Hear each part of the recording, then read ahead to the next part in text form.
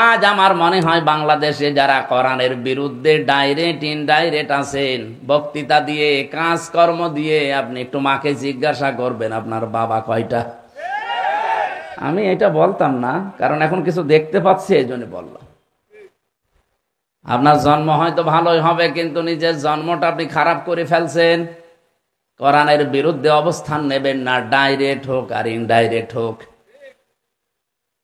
যদিও অনেকে বলে আমি কোরআনের বিরুদ্ধে হাদিসের বিরুদ্ধে বলি না, জামাত ইসলামীকে বলি। জামাত ইসলামী বাংলাদেশ বলেন, ইসলামী ছাত্র শিবির বলেন, হেফাজত ইসলাম বলেন, আলেম ওলামা বলেন, এদেরকে যারা আজ বিভিন্ন নাম দিয়ে গালি দেন, আপনি নিজেও জানেন যে না, তারা এই দোষে দোষী না। কি কথা বলেন না কেন? 1971 সালে বাংলাদেশ জামাত ইসলামী স্বাধীনতার বিরুদ্ধে অবস্থান নেয়নি, ওরা অবস্থান নিয়েছিল ভারতের বিরুদ্ধে। কারণ ওই সময় যারা ছিল তাদের দূরদর্শিতা এই 54 বছর পরে জাতি এখন টের পাচ্ছে। ওই সময় কেন তারা বিরোধিতা করেছিল, ওই সময় কেন এখন আপনি টের পাচ্ছেন না? ভারতের খরচ রাজ্য করার জন্য চেষ্টা চালিয়েছিল ভারত, ওই সময় থেকেই পারে নাই। দাড়িওয়ালা টুপিওয়ালা মানুষ শুধু ভারতে ঢুকে ট্রেনিং নেওয়া দূরের কথা। মাওলানা আব্দুল হামিদ খান ভাসানী, উনি গিয়েছিল ভারতে, টিকতে পারেন না, এবার চলে এসেছেন। ওই সময় যদি দাড়িওয়ালা মানুষগুলো যেত, ভারত তো একটা দুর্বিসন্ধি নিয়ে আগাচ্ছিল, জীবনও মেনে নিত না, আরো মেরে ফেলতো। ভেতরের কথা ওগুলো আপনাদের দরকার নেই, বাস্তবতা এইটা। যারা ইসলাম পন্থীদেরকে গালি দেন বিভিন্ন, এই গালি তো আমাকে দেন না, আপনি সরাসরি গালি আল্লাহকে দিচ্ছেন। আমি যদি আল্লাহর কথা এখন বন্ধ করে দিয়ে মানুষের তৈরি করা আইনের পক্ষে কথা বলতাম, আমারে কেউ গালি দিত না, দিত। এজন্য ওয়ালাকিন্না যালিমিনা বিআয়াতিল্লাহি ইয়াজহাদুন। হে নবী, ওরা তো অস্বীকার করে আপনাকে না, আপনাকে অস্বীকার করার পাশাপাশি সরাসরি তারা আমি আল্লাহকে অস্বীকার করে। এর পূর্বে বহু নবী রাসূল আমি পাঠিয়েছি, তাদের কিছু কাহিনী আপনাকে শোনাই। এমন কোন নবী রাসূল দুনিয়ায় পাঠায়নি যে তার সাথে ওরা ঠাট্টা বিদ্রূপ উপহাস করে নাই। তারা ঠাট্টা বিদ্রূপ উপহাস পর্যন্ত কষ্ট দিয়েছে, জুলুমের স্টিম রোলার এমন ভাবে চালিয়েছে, মাথার উপরে করাত দিয়ে পোড়াটা ছিঁড়ে ফেলেছে। এমনও নবী ছিল দুনিয়ায়, জাকের আলাইহিস সালাম। তারা সবর করেছে, ফাসাবারু। হে নবী, আপনাকে আমি বলছি, হাত্তা ইদা আত্তা আতাহুম নাসরুনা, আপনি ধৈর্য ধারণ করে কাজ চালান যতক্ষণ আল্লাহর সাহায্য না আসে। এমন অবস্থায় নবীজি চলে গিয়েছিলেন, শেষ পর্যন্ত বলতে বাধ্য হয়েছিলেন, মাথা নাসরুল্লাহ, আল্লাহ তোমার সাহায্য আর কত দেরি। আগস্টের 5 তারিখের বিকাল 3টা পর্যন্ত মানুষ একথা 1000 বার বলেছে। এই কথা বলে দেখেন, 6 রাস্তার মোড়ে দাঁড়িয়ে আমি নিজেও বলেছিলাম, মাতা নাসরুল্লাহ, আল্লাহ আর কত দেরি। 14 জন অলরেডি আমার সামনে মরে গেছে, কত দেরি আর তোমার সাহায্য। 3টার পরে শুনলাম যে সুসংবাদ আল্লাহ দিয়েছেন, আলা ইন্না নাসরাল্লাহি করিব, জেনে রাখো আল্লাহর সাহায্য অতি নিকটে। সুবহানাল্লাহ বলতে পারেন? আল্লাহ যে সাহায্য পাঠিয়েছিলেন, নাকি ওয়াজ করা লাগবে? আমরা নিজেরা দেখেছি। নাই তো জালেমদের মনে এত ভীতি সৃষ্টি করে দিল কে? আল্লাহ। 2732 জন মানুষ শুধু না, তাম বাংলাদেশের সব মানুষ মরে গেলেও হাসিনা জালেমের কিছুই হইতো না।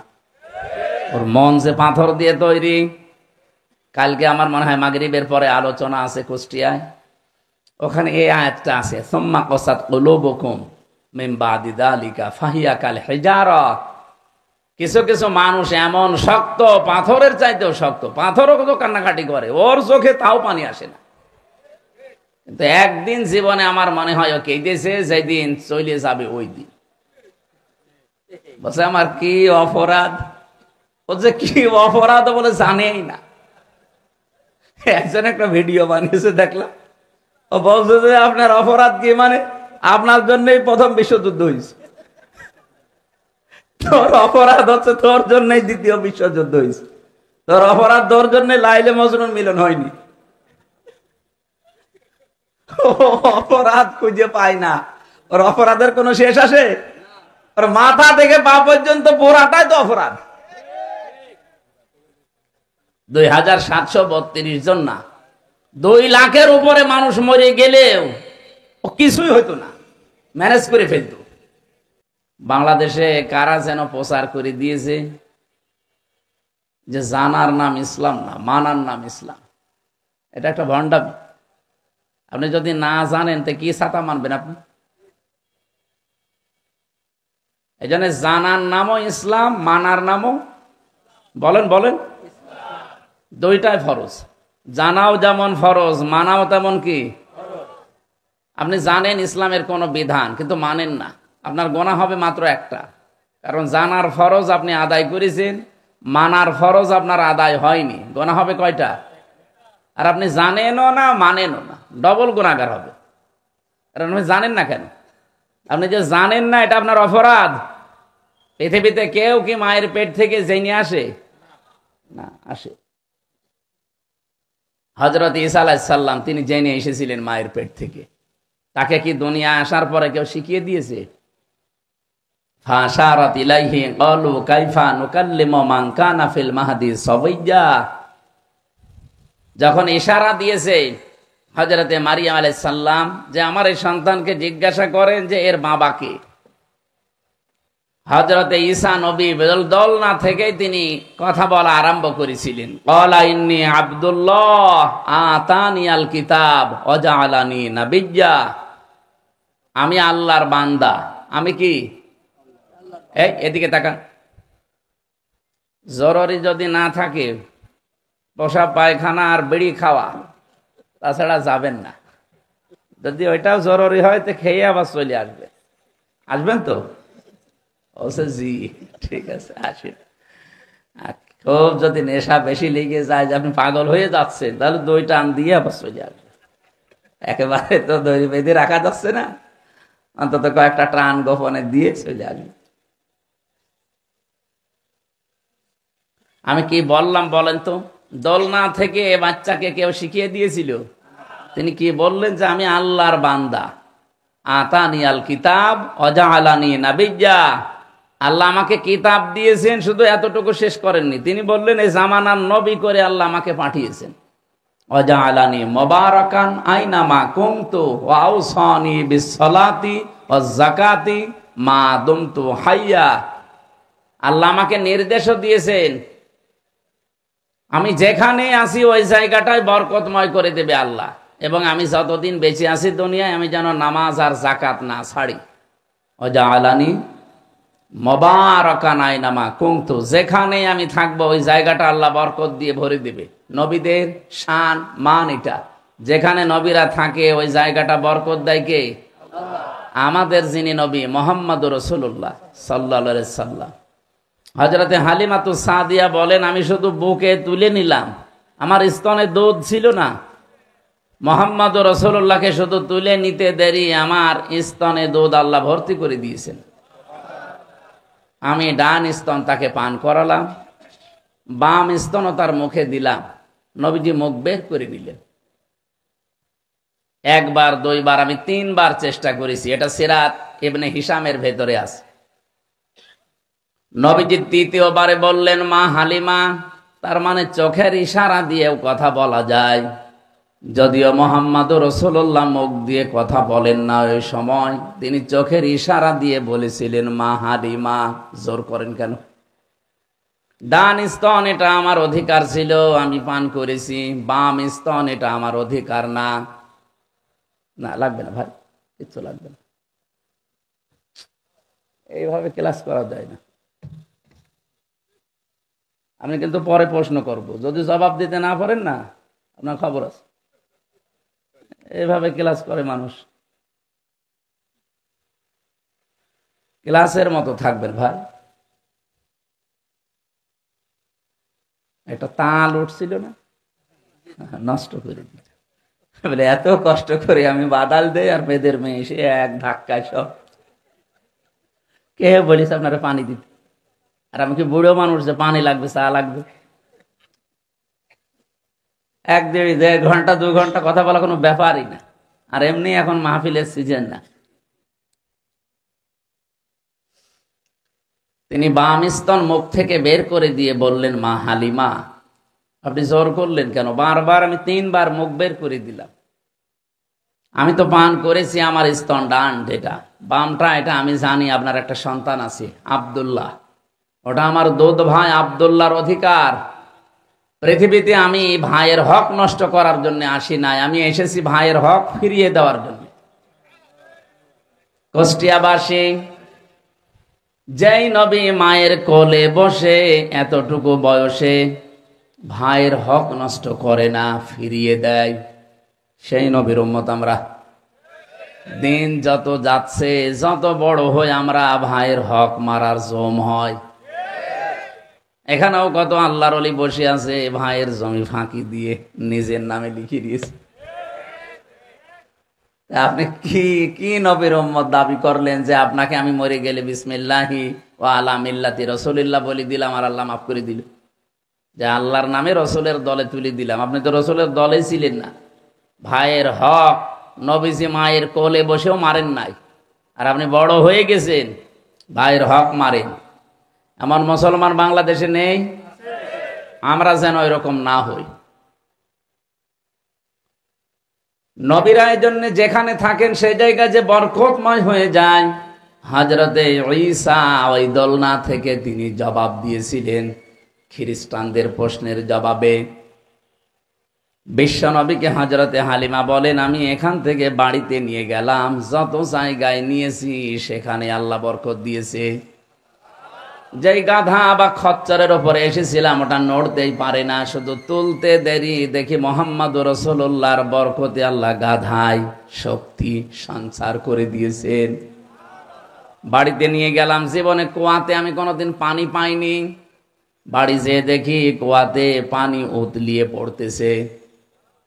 খেজুর গাছগুলো একেবারে মরে গিয়েছিল, কোনোদিন খেজুর ধরে না। নবীজিকে আমার বাড়ির এরিয়ায় প্রবেশ করিয়ে দেখি খেজুর পাকা পাকা টস টস করছে। যে বকরিতে জীবনে দুধ দেয় না, আমারে নবীজিকে আমার বাড়ির এরিয়ায় শুধু প্রবেশ করালাম, দেখি ওই জায়গাতে বকরিগুলো সব দুধে পরিপূর্ণ স্তন। স্বামী আমার বহন করে নিয়ে এসেছে 2 বালতি দুধ। জিজ্ঞাসা করলাম, কোথায় পেলে? বলে, হালিমা কাকে নিয়ে এসেছো? বাড়িতে শুধু প্রবেশ করাতে দেরি, বরকত আসতে দেরি হয়নি। হযরতে হালিমা তো সাদিয়া ওই সময় কি মুসলমান ছিলেন না কাফের? কাফের। কারণ নবীজি তো এখনো নবুয়তি পাননি, ছোট মানুষ। বলেন তো, একজন কাফের মহিলা যদি মুহাম্মদুর রাসূলুল্লাহকে কোলে নেওয়া থেকে শুরু করে বাড়ি নেওয়া পর্যন্ত, এমনকি হযরতে হালিমা বলেন যে 6টা বছর আমার বাড়িতে মুহাম্মদ সাল্লাল্লাহু আলাইহি সাল্লাম ছিল, অভাব কারে কয় জীবনে চোখে দেখিনি। যেই নবীকে কোল থেকে বাড়ি পর্যন্ত নিলে সব অভাব আল্লাহ দূর করে দেয়, সেই নবীর আদর্শ বাদ দিয়ে আপনি কোন দিকে দৌড়ান? কোরআনে কারীম জানিয়েছে, ফাইনা তাযহাবুনা ইন হুয়া ইল্লা যিকরুল লিল আলামিন।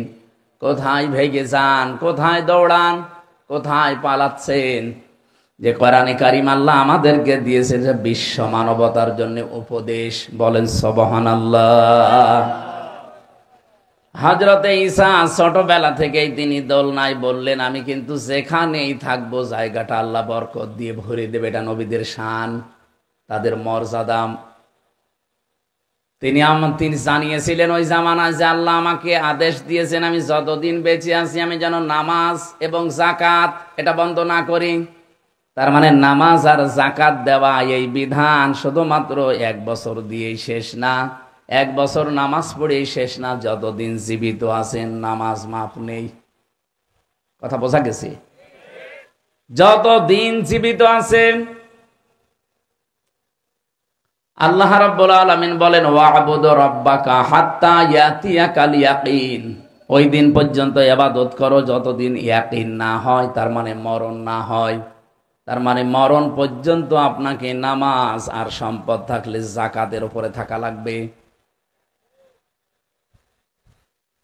অবাররাম বিওয়ালিদাতি, আমাকে আল্লাহ এও আদেশ দিয়ে পাঠিয়েছে, যেহেতু বাররাম বিওয়ালিদাতি, বাররুন শব্দের শাব্দিক অর্থ হচ্ছে সৎ ব্যবহার, ভালো ব্যবহার করা, নেক থেকে শব্দটা এসেছে।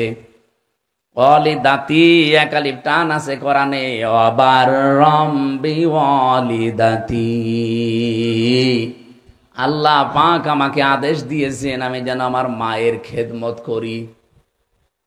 কোন বয়সে কথা বলছে আপনি চিন্তা করেছেন? জন্মের পরেই। হযরতে মারিয়াম যখন তাকে খেজুর গাছের নিচ থেকে জন্ম দিয়ে কেবল বাড়িতে নিয়ে এসেছে, এই সময় দোলনা থেকে জাতির লোকেরা একটা একটা করে কথা জিজ্ঞাসা করে আর তিনি জবাব দিচ্ছেন। জবাবগুলো কি? যে আমি কিন্তু যারও সন্তান না, আমি অবৈধ সন্তান না, আমি আল্লাহর বান্দা, আল্লাহ পাক আমাকে কিতাব দিয়েছেন এবং জামানার নবী করে পাঠিয়েছেন।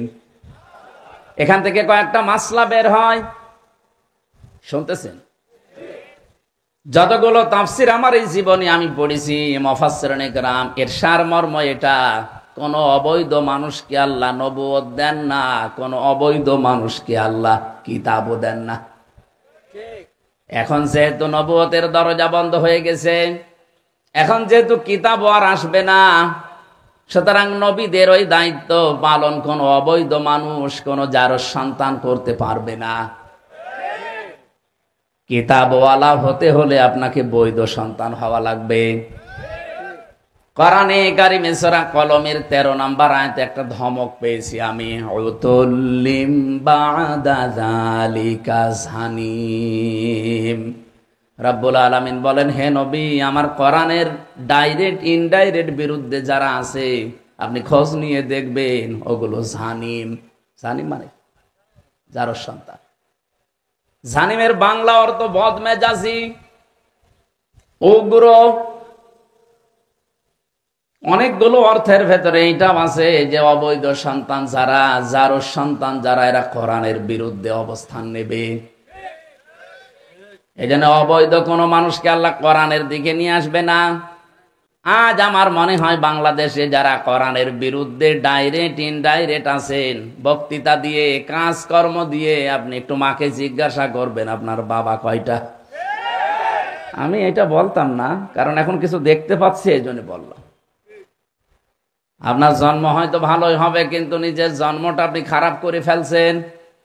কোরআনের বিরুদ্ধে অবস্থান নেবেন না, ডাইরেক্ট হোক আর ইনডাইরেক্ট হোক। যদিও অনেকে বলে আমি কোরআনের বিরুদ্ধে, হাদিসের বিরুদ্ধে বলি না, জামাত ইসলামীকে বলি। আজকে আমার হরিপুরে যেখানে আলোচনা ছিল, এই আয়াতের উপরে কথা বলেছিলাম, ওয়ালাকাদ কুযযিবাত রুসুলুম মিন ক্বাবলিকা ফাসাবারু আলা মা কুযযিবু ওয়া উযু হাত্তা আতাহুম নাসরুনা ওয়ালাকিন্নাজ যালিমিনা বিআয়াতিল্লাহি ইয়াজহাদুন। হে নবী, ওই জালেমরা তো সরাসরি আপনাকে মিথ্যাবাদী বলে না, আপনাকে মিথ্যাবাদী বলার কারণেই তারা আমি আল্লাহর আয়াতকে অস্বীকার করে। জামাত ইসলামী বাংলাদেশ বলেন, ইসলামী ছাত্র শিবির বলেন, হেফাজত ইসলাম বলেন, আলেম ওলামা বলেন, এদেরকে যারা আজ বিভিন্ন নাম দিয়ে গালি দেন, আপনি নিজেও জানেন যে না, তারা এই দোষে দোষী না। কি কথা বলেন না কেন? 1971 সালে বাংলাদেশ জামাত ইসলামী স্বাধীনতার বিরুদ্ধে অবস্থান নেয়নি, ওরা অবস্থান নিয়েছিল ভারতের বিরুদ্ধে। কারণ ওই সময় যারা ছিল তাদের দূরদর্শিতা এই 54 বছর পরে জাতি এখন টের পাচ্ছে।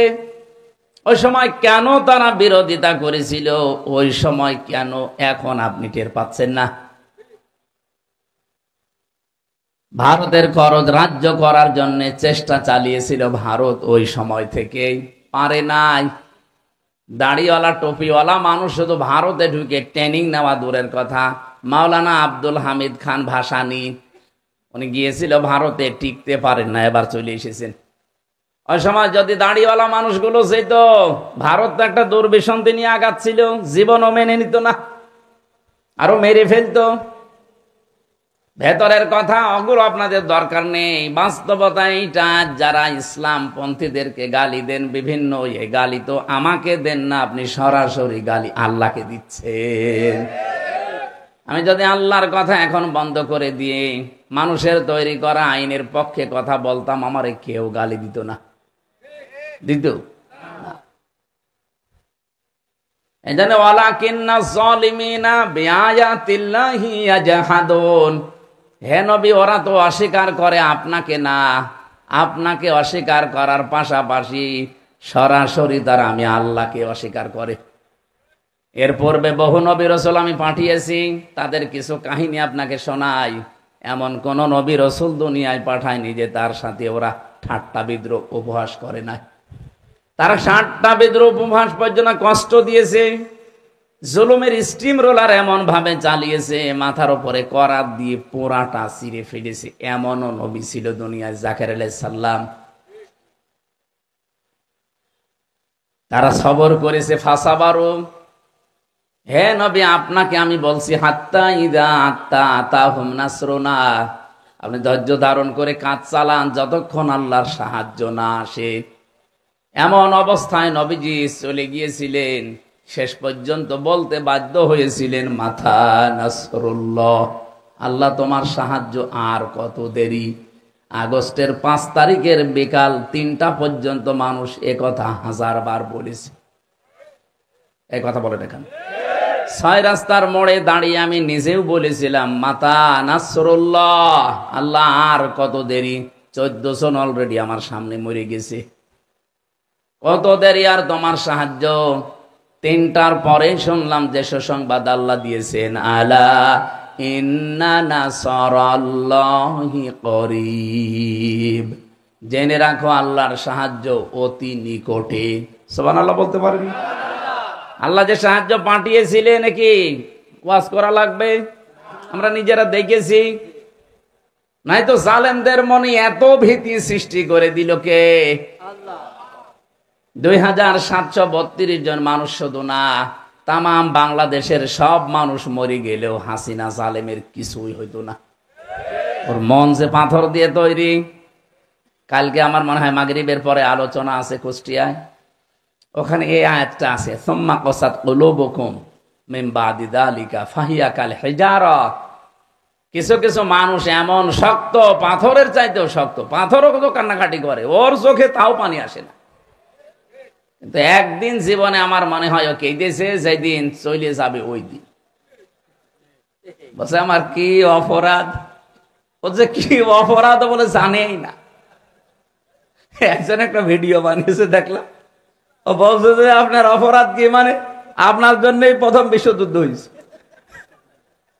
তোর অপরাধ হচ্ছে তোর জন্যই দ্বিতীয় বিশ্বযুদ্ধ হয়েছে, তোর অপরাধ তোর জন্য লাইলে মজনুন মিলন হয়নি। অপরাধ খুঁজে পায় না, ওর অপরাধের কোনো শেষ আসে? ওর মাথা থেকে পা পর্যন্ত পোড়াটাই তো অপরাধ।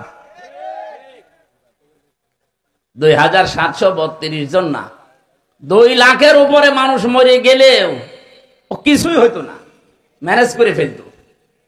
কিন্তু এদের অন্তরের ভেতরে ভীতি সৃষ্টি করে দিয়েছে কে? আল্লাহ বলেন, আমি জালেমদের অন্তরে ভীতি তৈরি করে দেই। এমন পালানো পালিয়েছে, পৃথিবীর ইতিহাস পাল্টিয়ে ফেলিছে। আমার মনে হয় দুনিয়া যেদিন তৈরি হয়েছে ওই দিন থেকে এই 24 সালের 5 আগস্ট পর্যন্ত একবারে কোন দেশের এমপি মন্ত্রী একেবারে নেতা খেতা যা আছে সব পালিয়ে যায়। আমি আজও পাইনি, এবার পেলাম। 510 বছর আগে একটা ঘটনা শুনেছিলাম, কলকাতা থেকে পালিয়েছিল লক্ষণ সেন, কিন্তু সবাইকে নিয়ে না, সে একা একা। আরে এমন পালানো পালিয়েছে, রান্ডা বাচ্চা কিচ্ছু নেই। বাইরের দেশগুলোতে যখন মাঝে মাঝে যায় দেখি, আমি তা আগে যে হোটেলে উঠি, যারাই নিয়ে যায় অন্যান্য দেশে আগে হোটেলে তুলে দেয়। সেদিন থাইল্যান্ডেও ছিলাম এক জায়গায়, হোটেলে ওঠার পরে নিচতলায় নামলাম। ওই দেশে তো মানে নামাও দোষকার, এতটুকু প্যান্ট পরে, এই লোকে এতটুকু প্যান্ট পরলে তাকানো যায়? নাউজুবিল্লাহ। চোখ বন্ধ করে থাকার মতো। মানে নিয়ে যায় বাঙালিরা কথা বলার জন্য, বিশেষ করে এই থাইল্যান্ডে সমস্যাটা বেশি, সিঙ্গাপুরেও ঝামেলা। এ দেশে নামার পরে দেখি 2 শয়তান বসে আছে, কোন জায়গায় 3-4 শয়তান বসে গল্প করছে আর চা খাচ্ছে। কি গো আপনারা? হুজুর আমরা আগেই পালিয়েছি। আপনারা পালালেন কবে? বলছে 3 তারিখে। দেখলাম ভাত ভালো না, আগে চলে যায়, নিজে বাপলে বাপের না। যদি ভালো হয় তাহলে আবার যাব, কারণ ওদের তো সময় বেশি লাগে না, 2.5 ঘন্টা 3 ঘন্টা সময় লাগে মাত্র। ঢাকায় যেতে কুষ্টিয়া থেকে লাগে 6.5 ঘন্টা 7 ঘন্টা। আমরা এখান থেকে ঢাকা যাবো যা, ওরা ওই থাইল্যান্ড থেকে সিঙ্গাপুর থেকে চলে আসবে বাংলাদেশে তার আগে।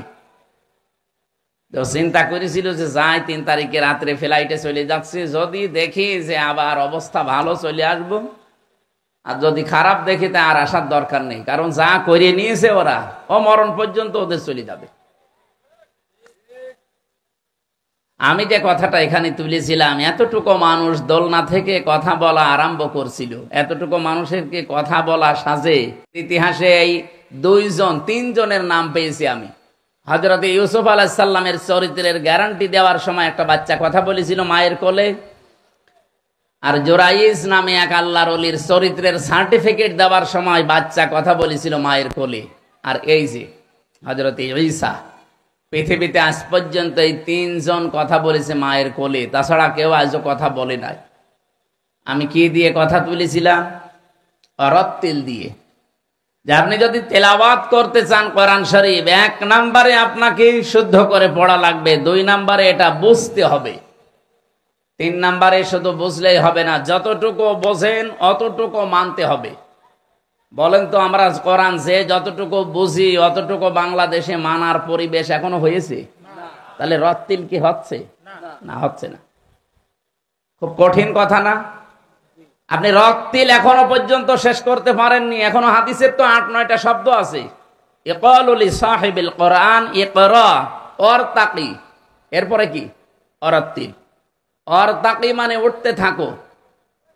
তুমি পড়ো কোরআন শরীফ আর উঠতে থাকো। কিভাবে পড়বা? রত্তিল সহ পড়ো। কোরআনে 3টা শব্দ আছে কোরআন পড়ার ব্যাপারে, করা, রতালা, তালাওয়া। 3টা শব্দের অর্থ আবিধানিক, পারিভাষিক, এই 4টা বিষয় পাবেন। 1 নাম্বার আপনাকে পড়লেই অরত্তিলিল কোরআনা তারতিলা, শুদ্ধ করে পড়া লাগবে। 2 নাম্বারে আপনাকে বুঝতে হবে। 3 নাম্বারে যতটুকু বুঝলেন অতটুকু মানতে হবে। 4 নাম্বারে যারা মানে না ওদের মানার ব্যবস্থা করে দেওয়া লাগবে।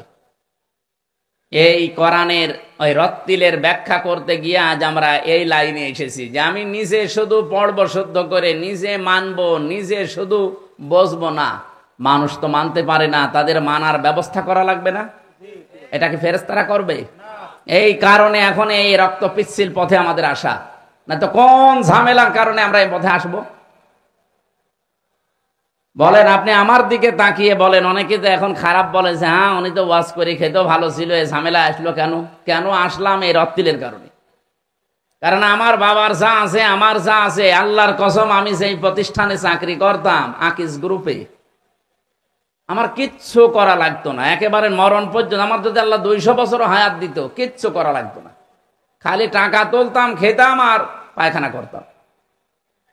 কিন্তু এই রত্তিল নিয়ে আমি তো ধরা পড়তাম মরণের পরে।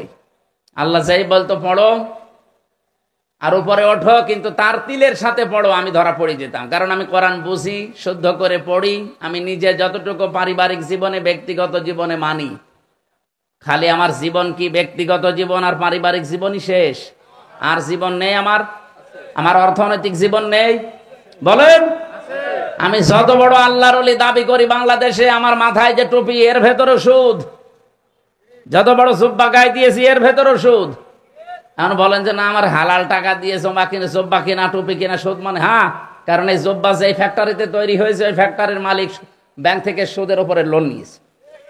আমি ডাইরেক্ট না হলেও ইনডাইরেক্ট। এটা বন্ধ করার জন্য কি শুধু মোনাজাত করে শেষ করে দিলে হবে? এটা পরিবর্তনের জন্য চেষ্টা করা লাগবে না? এই জন্যই চেষ্টা এসেছি, দেখি পরিবর্তন করা যায় কিনা।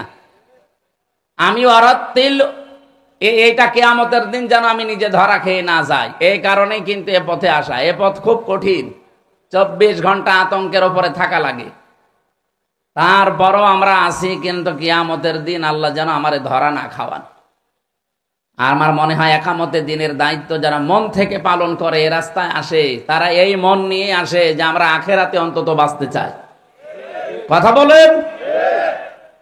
এই জন্য চাই এই বাংলাদেশে শুধুমাত্র 100 জনের 15 জন মানতে পারতো কোরআন শরীফ, তাও পুরা জীবনে না, হয়তো ব্যক্তিগত জীবনে, পারিবারিক জীবনে। জীবন এখনো 7টা আছে, এরপরে আছে সামাজিক জীবন, এরপরে আছে রাজনৈতিক জীবন, এরপরে অর্থনৈতিক জীবন, সাংস্কৃতিক জীবন, ধর্মীয় জীবন, রাষ্ট্রীয় জীবন, আন্তর্জাতিক জীবন। এই জীবনগুলো কি আপনি আন্দাজে মন মতো চালাবেন? খালি 2টা জীবন পার করলেন, ব্যক্তিগত জীবন আর পারিবারিক জীবন, আর বাকি 7টা জীবন কে পার করবে? ওগুলো পার করতে হলে কোরআন বাদ দিয়ে পার করলে আপনি জাহান্নামী। বলেন বলেন। আমাইয়াবতাগি গায়রাল ইসলাম দীনান ফালা ইউকবালা মিন। ইসলাম বাদ দিয়ে যদি কেউ অর্থনীতি পালন করে, ও জাহান্নামী, ওটা কবুল হবে না। ইসলাম বাদ দিয়ে কেউ যদি রাজনীতি করে, ও জাহান্নামী, ওটা কবুল হবে না। এইগুলো যদি আপনি ভালোভাবে বোঝেন, তখন তো আপনার রাগ করার কথা না। এরপরও আপনি রাগ করেন কোন কারণে?